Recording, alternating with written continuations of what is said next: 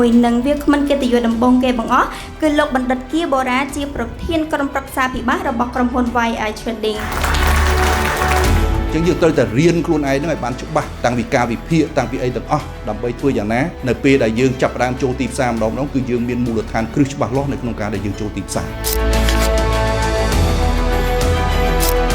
មានអ្នកខ្លះទៀតបន្តការសិក្សារបស់គាត់រហូតដល់ថ្នាក់បណ្ឌិតអ្នកខ្លះទៀតចប់បណ្ឌិតហើយនៅតែបន្តរៀនទៅមុខអញ្ចឹងការអប់រំនេះគឺគ្មានដែនកំណត់ទេប្រសិនបើទាំងអស់គ្នាវិនិយោគនៅក្នុងវិស័យហិរញ្ញវត្ថុពិតប្រាកដណាស់ការអប់រំនៅក្នុងវិស័យហិរញ្ញវត្ថុពិតជាមានសារៈសំខាន់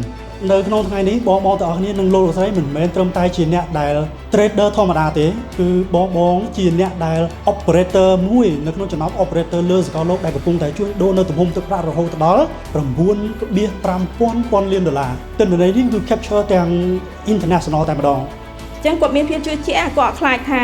ប្រាប់ព័ត៌មានទៅខុសទេគឺគាត់ឲ្យគ្រូ2ផ្នែកទៅតែម្ដងផ្នែកមួយខាងក្នុងប្រាប់ព័ត៌មានឲ្យច្បាស់លាស់ហើយទៅរៀនផ្នែកខាងក្រៅបន្ថែមទៀតដើម្បីថាឲ្យប្រកាសថាគាត់មានការសម្រេចចិត្តមួយដោយឯករាជ្យធ្វើការសម្រេចចិត្តកាន់លុយខ្លួនឯងចូល trade ខ្លួនឯងចាញ់ឈ្នះទទួលយកខ្លួនឯង